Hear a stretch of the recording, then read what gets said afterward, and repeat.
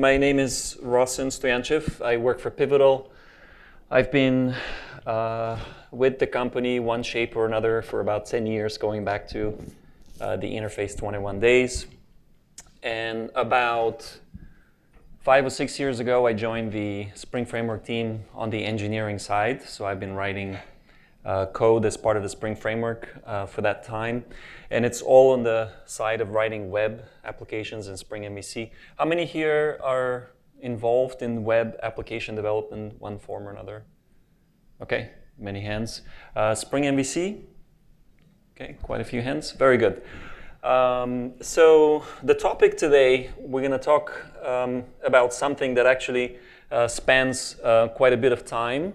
You know, the Servlet API goes back to late 90s, and we've been doing things in a certain way.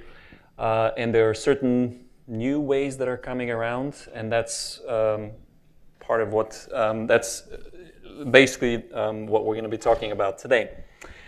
So I want to start with a question. How many of you have looked into reactive or know what it is? Okay. How many of you have actually tried doing something that you would call reactive? Okay. And how many of you think that when that word is mentioned, nobody knows what it actually means? Like not even the person, like you're not sure what they mean? Okay, let's see more hands. Obviously, I'm setting up the question here. Right there. Right, so it is a buzzword, and it is a word that's overused quite a bit. And of course, I'm the one who's going to mention it another 20 times in my presentation. But behind every buzzword, there's a reason why it becomes or reaches that status. There's a real driving force behind any of those. And I think it has a lot to do with being asynchronous. Now, asynchronous is a term that we can all understand and we can all speak about and explain much more easily. But if you really think about it, asynchronous is actually something that becomes very tricky when you start saying something is asynchronous, like I'm asynchronous or this component is asynchronous, because asynchronicity is in the eye of the beholder. It's actually a perception from where you stand. So if you take the HTTP protocol, HTTP itself is a synchronous protocol. So there's a request and there's a response that comes back. But the server can handle the requests asynchronously. Or you can use an HTTP client which is asynchronous, and that makes the whole thing look asynchronous to you. So it really depends on the consuming side. Now, so in the next few minutes, I'd like to explain a little bit more on this topic, and it may seem like it's a little basic, but I think it's important to frame the discussion here, because in modern applications, I think this is very much the subject today of what I'm talking about, is that there is an increasing amount of asynchronicity. You know, you may be thinking to yourself, well, I know how to be asynchronous. This is Java. You know, we know we're good at doing this. So this is not about saying that you are not able to do asynchronous. The point is that the more you do of it, the more complex it becomes, and that's not something that we've been doing very well in Java. So let's take a few moments and talk about this. So suppose you have a blocking component, something that's going to do some work and then return void or return a specific type. Basically, you wait until it returns, just a typical, function method call. If we want to make that asynchronous, we can put it behind the thread pool. And of course, the thread pool is going to make it asynchronous, but that means it's no longer a request response, first of all. We now have some sort of a callback, and we have to deal with that callback, which means that it's a little bit more difficult to deal with that. And the way we've been doing it in Java, obviously we have all those facilities, but if you imagine doing this more and more in your application in different layers, you can begin to see how doing that and dealing with these callbacks through all the layers becomes a challenge. It's one thing to do it somewhere in your application, and then you take a callback and you move on from there, but it's different to do it throughout the application. If you have something which is an asynchronous component to begin with, which means that it gives you an interface, and that interface is asynchronous you call it, and then it has some kind of callback to give you the result back. The question to ask is then, what is the nature of that asynchronicity? What is the source? How is it actually implemented? What is the concurrency strategy? And the most often answer is that there is some sort of a thread pool behind it. That's the source of the concurrency strategy.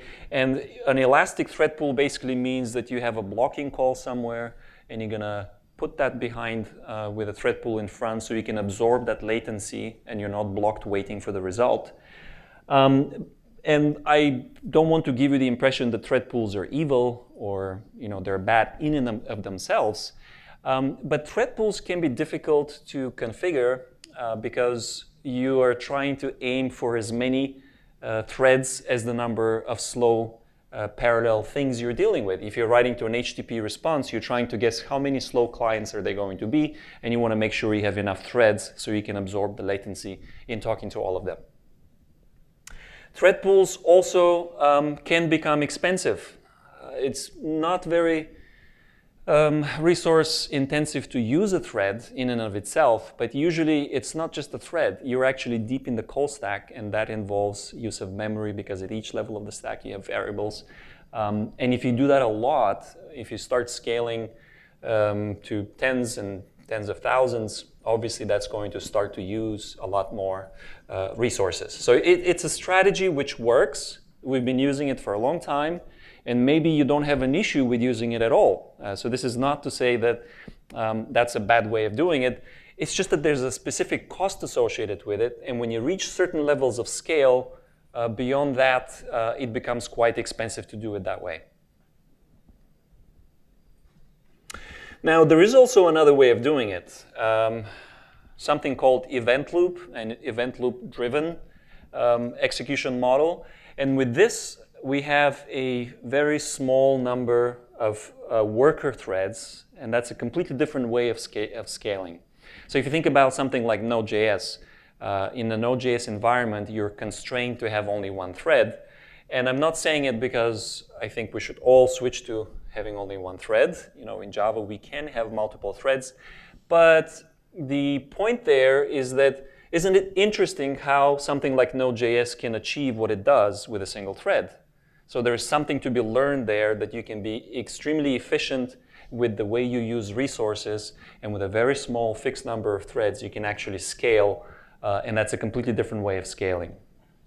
It actually means that you don't have to be constrained to one thread. You will have maybe 4, as many as the number of cores on your computer, and you're never adding more threads when you want to scale, because your model is completely different.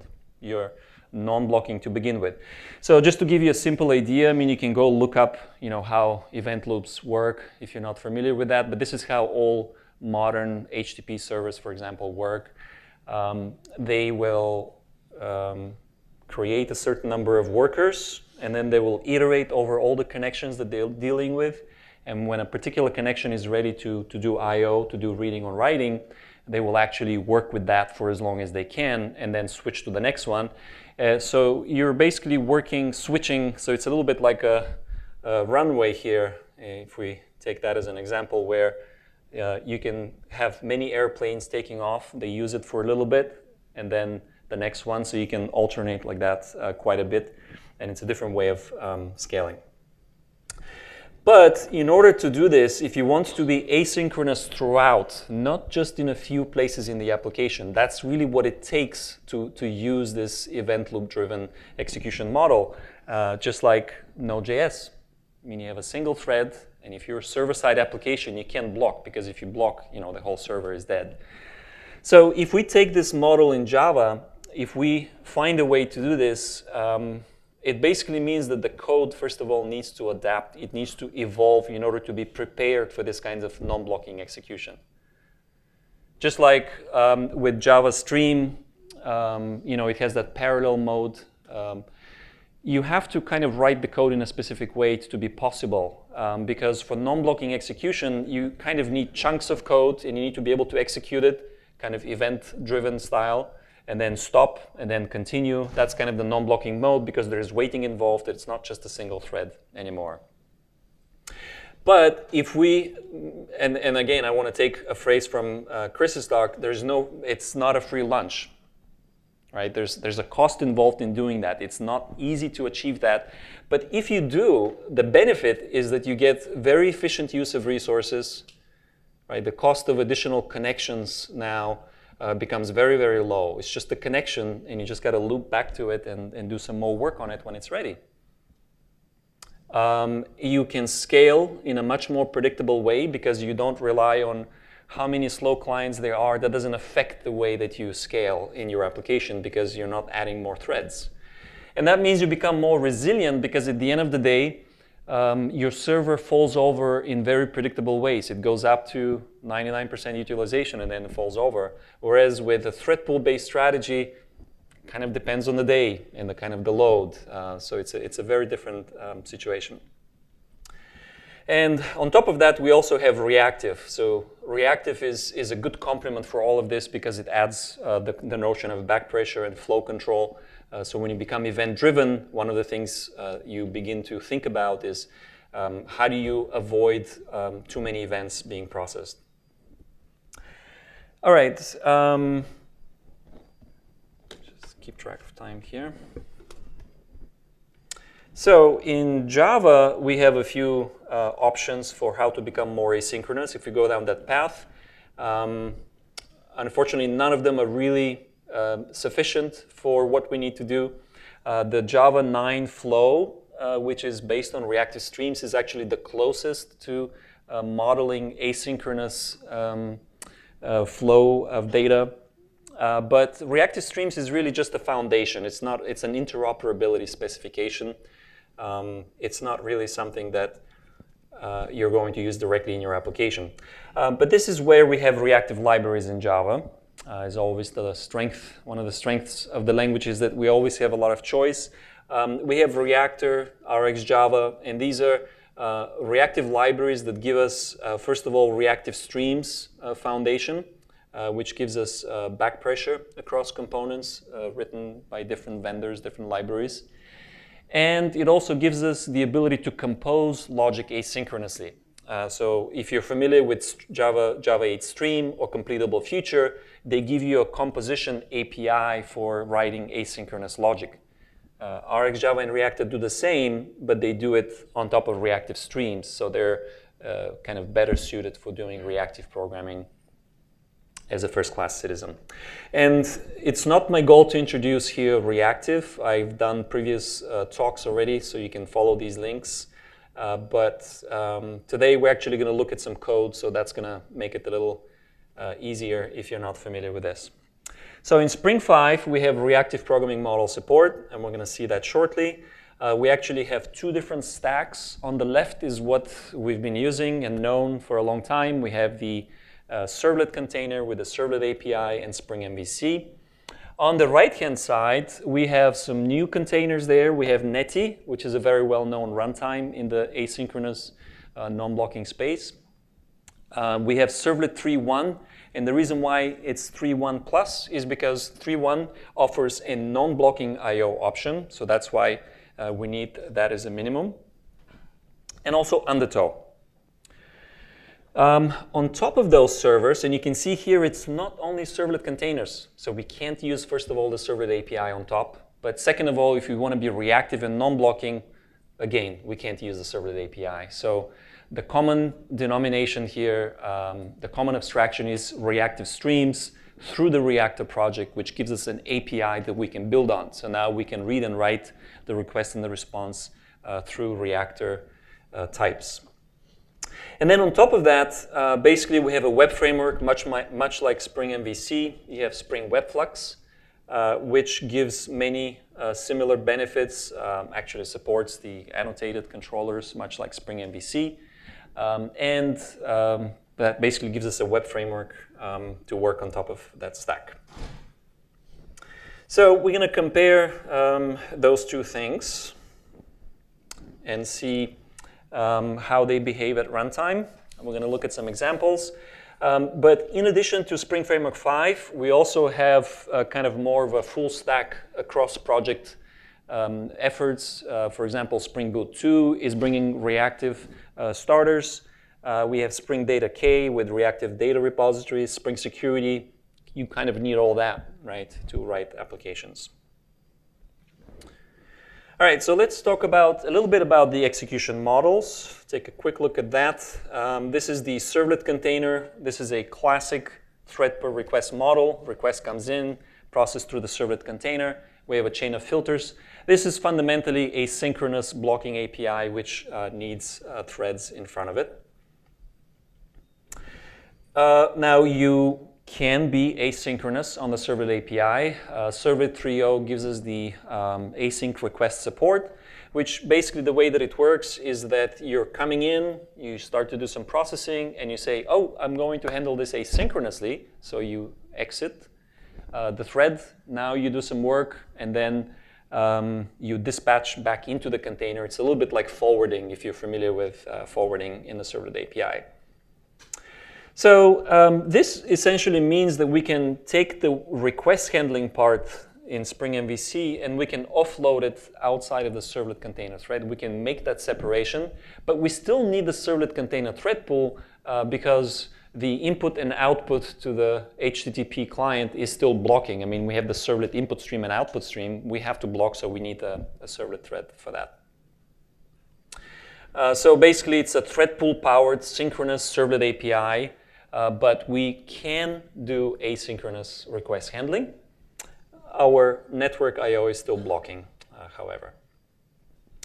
On the reactive stack, we're basically executing in the server event loop, which means that there's only 3 or 4 threads, however the server is configured.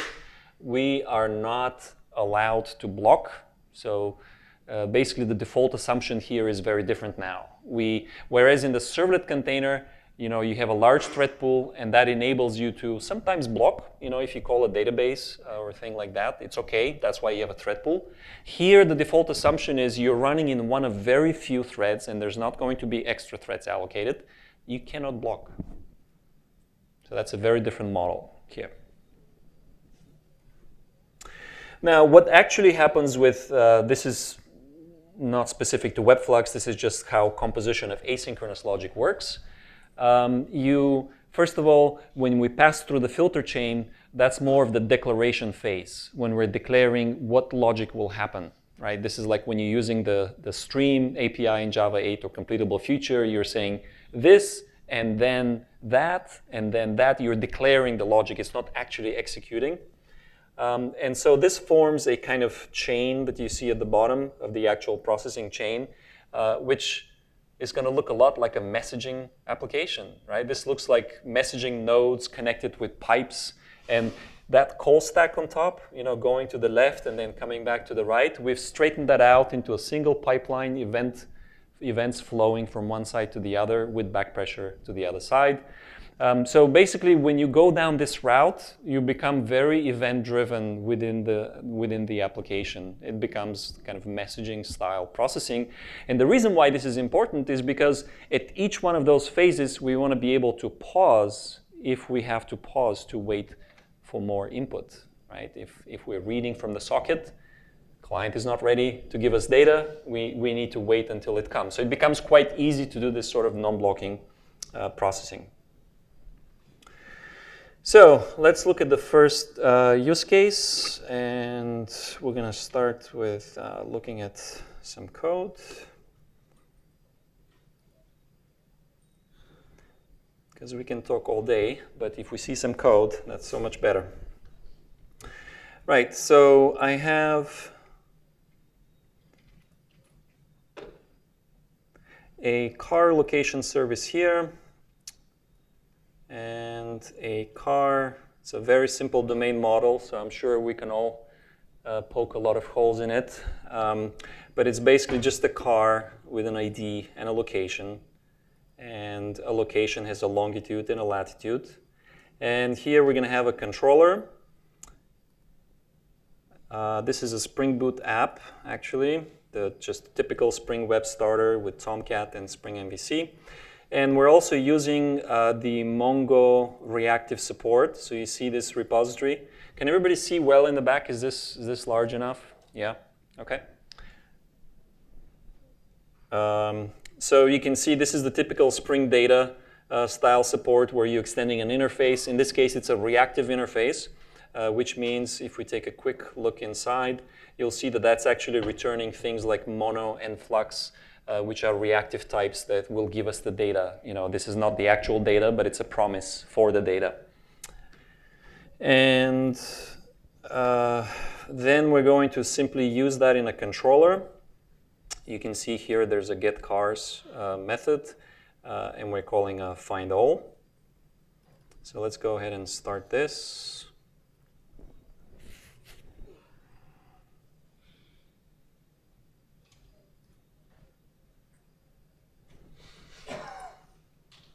And you can see this is a Tomcat application here on 8081. So let's do curl-v localhost 8081 cars.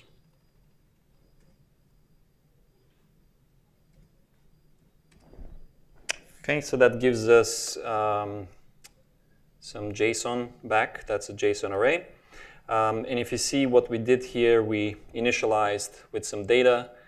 We created what's known as a capped collection. We generated 100 different locations. It's kind of interesting here, just the Flux API in action. Looks a little bit like Stream, Java 8 Stream. So we're generating a range of 1 to 100, and then we're doing a map, creating a car, generating a random location, and then saving it through Mongo.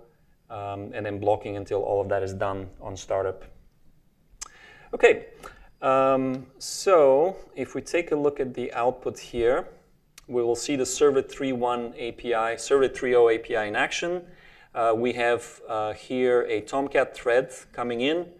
We're looking up for the controller, which is going to handle this. And then we're starting to handle. Now, this is reactive streams in action because you see that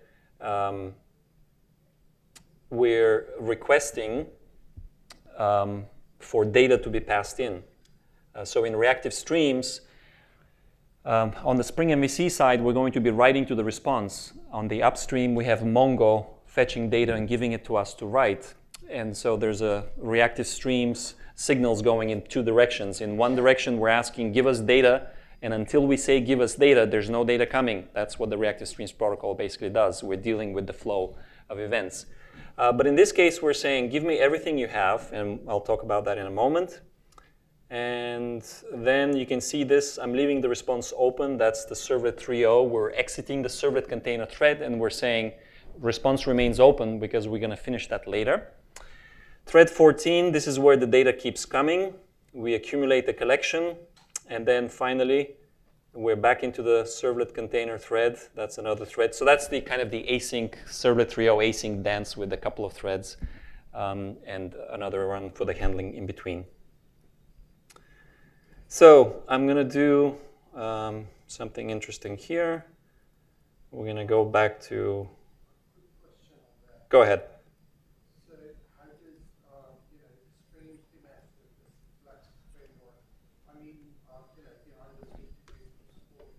So the question is whether WebFlux uses its own thread pool. So yes, there is a thread pool in use and depends on the server. I'm going to switch actually as we talk here. You can see I'm switching from the Spring Boot web starter to the WebFlux starter. So this is pretty cool. I'm actually switching the stack now. We're going to run on a different server by doing this. Well, if I keep building on that, so it's like, for example, MongoDB, right?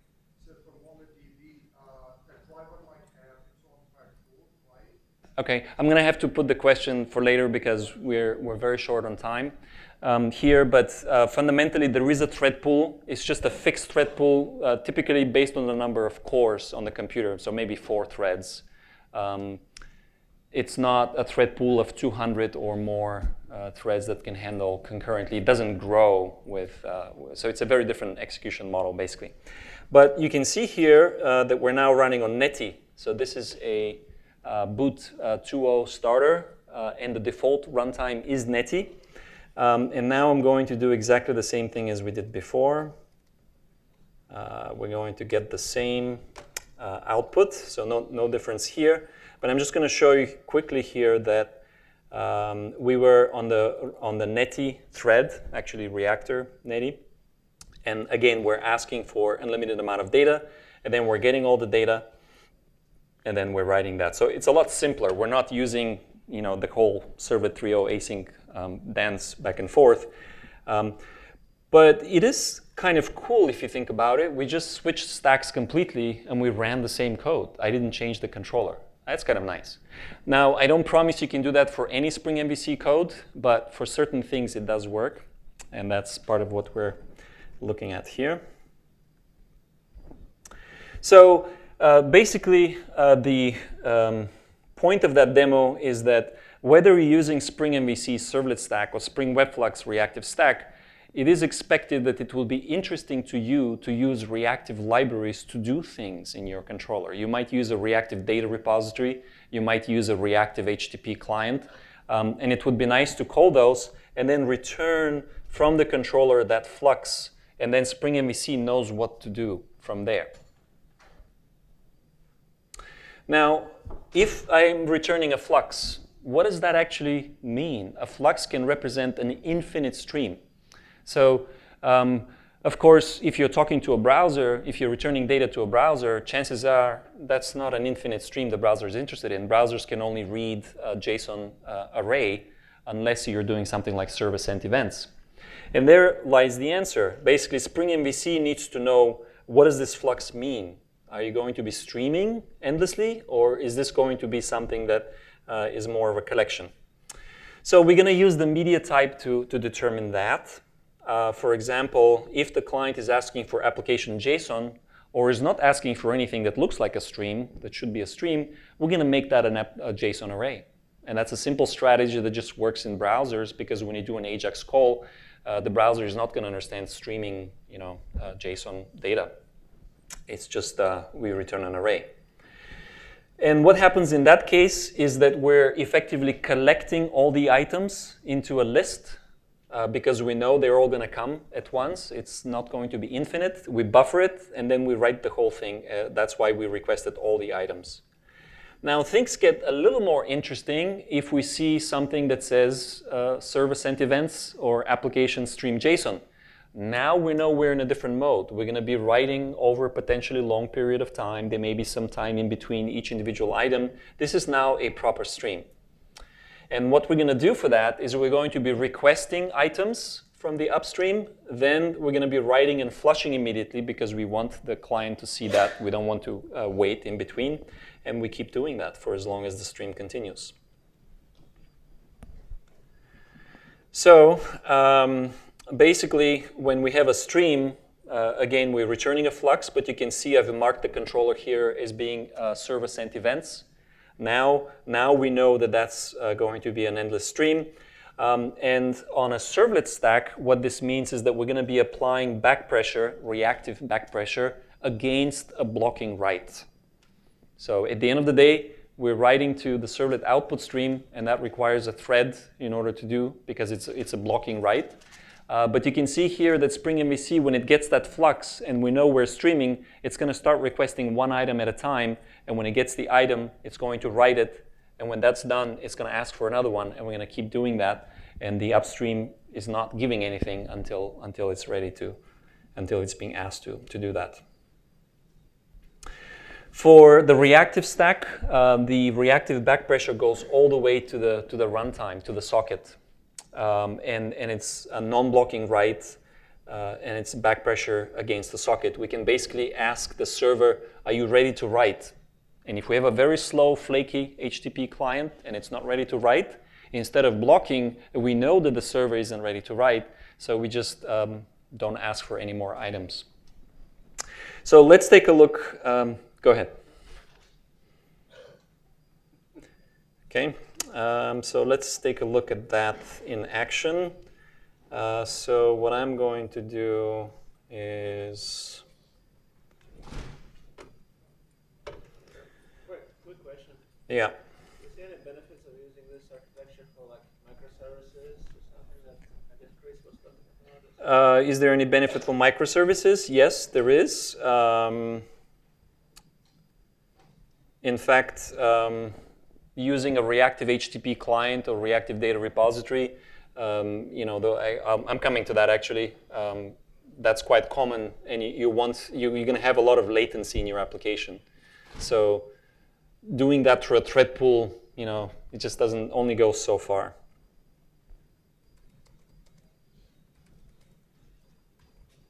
So let's do the same, but we're going to do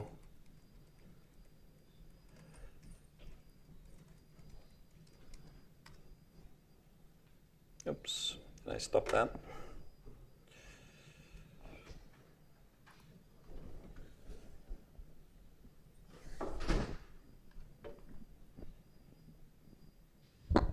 Okay, so we're back up and running.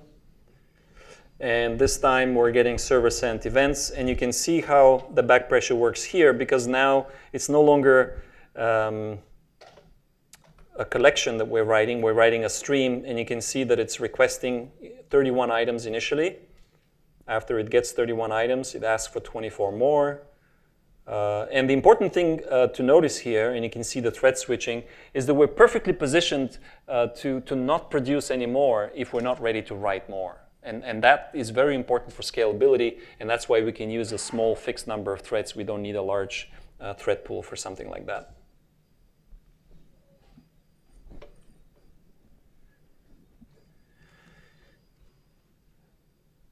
Okay, so continuing with the demo. So this is where the microservices becomes important, because with microservices we often have to deal with multiple remote services. So I'm just going to show you here the rest of the demo application. So I have this car location service that I can ask for cars.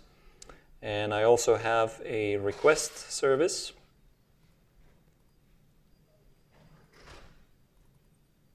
Question on the previous demo. We said initially we saw there was 31 requests, and the next time there was 24 requests. How that was calculated, how well that machine was getting? Yeah, so the back pressure demand, that depends on the operators that are being used. So the Reactor library is there in action. It's a bit of an internal optimization thing that it does. It basically starts out with, you know, what looks like a reasonable number, ask for 32, and then it adjusts from there. That's kind of something that happens automatically. There are some levers you can use to control that, but basically that's the reactive library in action.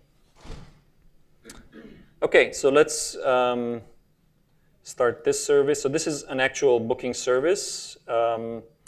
So the first service returns you a bunch of cars and locations, and then the second one tries to make a booking.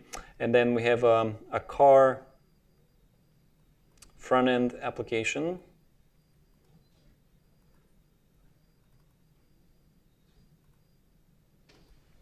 And the way that this works, let me just start it. So basically what this one is going to do is we're using HTTP web client, and we're going to make a call to one of the services to get a list of cars and locations. And then we're going to take the first 5 of those cars and locations, and we're going to try to book and see which one comes back first. So a bit like a Uber or Lyft type application. So you can see here we're doing an HTTP GET to cars. So that's the first service on 8081. We're going to turn that into a stream of cars. So we're deserializing into car objects, the JSON. We're taking the first 5. It's a bit like using Java Stream. And then flat map is basically means that we're going to do a nested call into another asynchronous operation. In this case, the car request, the booking request. So we're going to try to book each one of those 5, and then whichever comes back first is the one we're going to take. And again, the actual booking controller simulates a random think time. And you can see here how with Reactor mono, you can say mono delay for some random amount of time, and that will respond. So between 2 and 5 seconds, essentially. So let's go ahead and do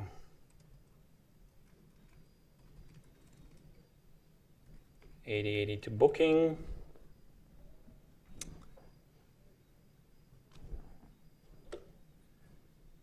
Let's see, did I not start that?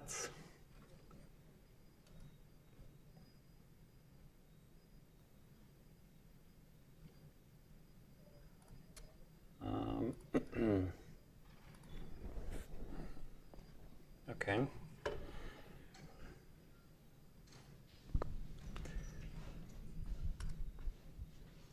We need to get you a boot banner, ROSSEN. Okay. Okay, I think I'm running out of time.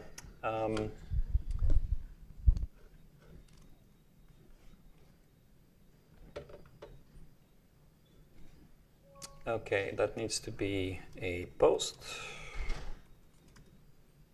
Okay, so this time it's actually waiting between 2 and 5 seconds, and then we got the third car booked. So essentially what happened on the server side is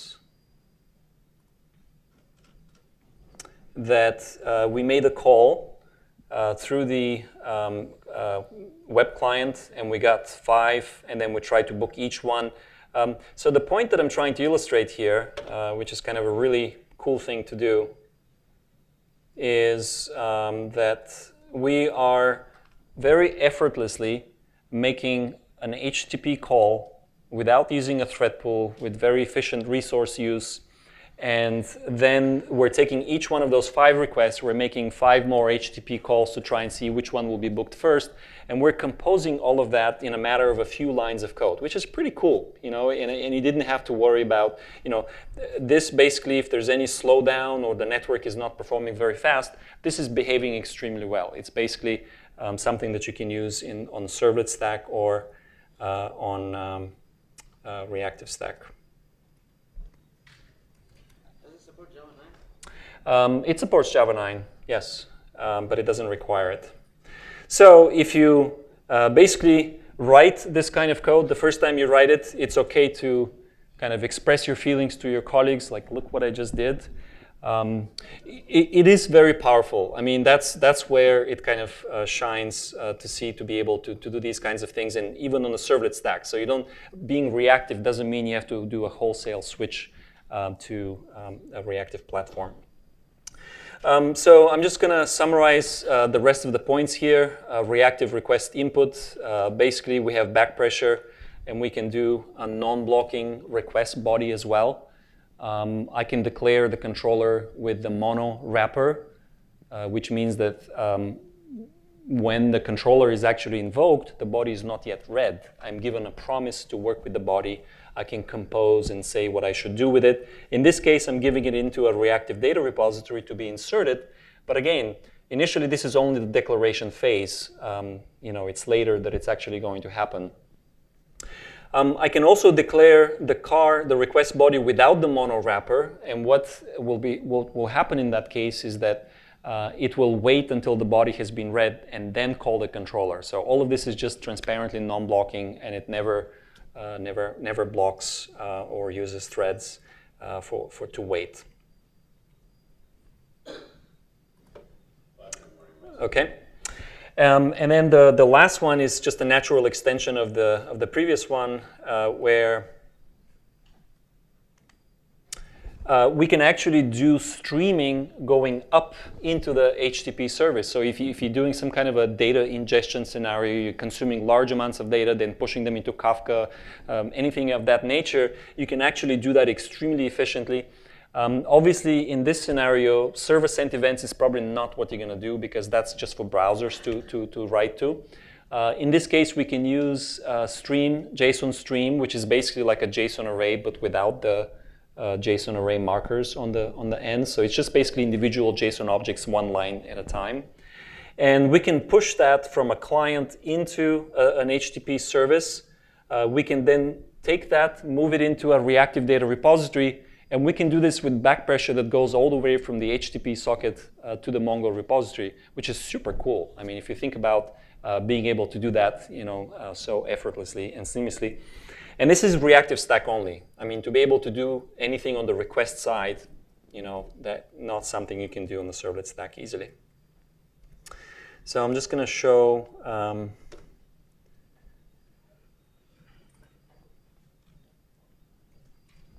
here the I have a client upload, and this is going to perform a post, and we're going to upload JSON stream, a stream of cars. So you create a flux here. Every 2 seconds, I'm going to insert a new location, a new car. And then on the server side, I have the car location controller. And you can see here that it's consuming a stream of cars, and then it's inserting that into Mongo. And I'm going to switch here to another method, which I will show you. That's a tailable method on the Mongo repository, which means that we can see as things get inserted. It kind of supports this infinite stream mode. Essentially, and let me restart the location service. Essentially, what I'm going to do is I'm going to start a stream getting car locations, and then I'm going to start another stream which is pushing locations into the service, and then we're going to see that streaming from the client side. So let's do.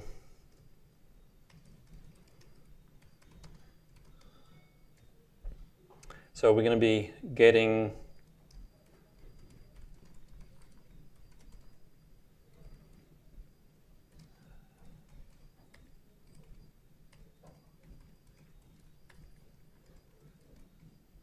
'81 cars. So now this is doing streaming, and it's waiting for more data to come. And in the meantime, what we're going to do is we're going to go to the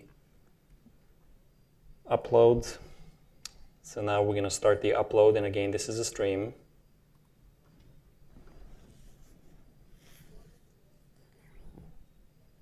Okay, so this is now every 2 seconds it's pushing a car into the server, and on the server it is consuming that and pushing that into the Mongo capped collection. And on the client side, you can see that every 2 seconds we got that stream coming down. So we're doing streaming on the way up with back pressure inside the server, and then another one is consuming from the client side, and it's seeing that stream. And you can see how these kinds of scenarios become super nice and easy to implement. I didn't say easy to debug, right? So there is a cost. It's not a free lunch, unlike the one we're going to have a little bit later. But yeah, so that's it. Thank you.